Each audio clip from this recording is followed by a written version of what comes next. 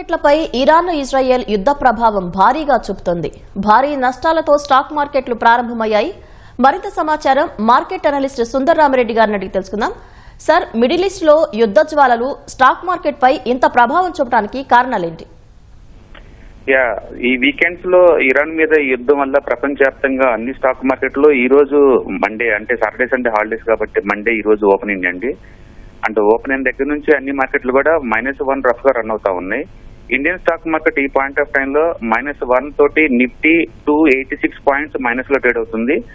సెన్సెక్స్ అయితే 950 points down లో open అయింది. సార్, మరోవైపు ఇరాన్ పరిణామాలతో రూపాయి మారకం విలువ కూడా పడిపోయింది. దీనికి కారణాలు ఏముంటాయి సార్? ఇరాన్ అనేది ఒక చిన్న కంట్రీ అయినా సరే ఇండియన్ పాయింట్ ఆఫ్ లో చాలా ఇంపార్టెంట్ అండి. ఈ రోజు క్రూడ్ ఆయిల్ ఆల్మోస్ట్ 6% పెరిగిందనమాట.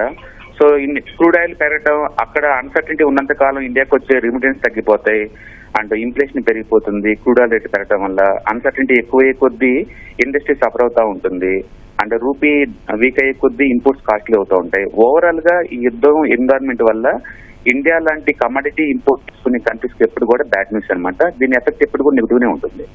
సార్, ఈ అనిశ్చితి ఇంకా ఎంతకాలం కొనసాగే అవకాశం ఉంది?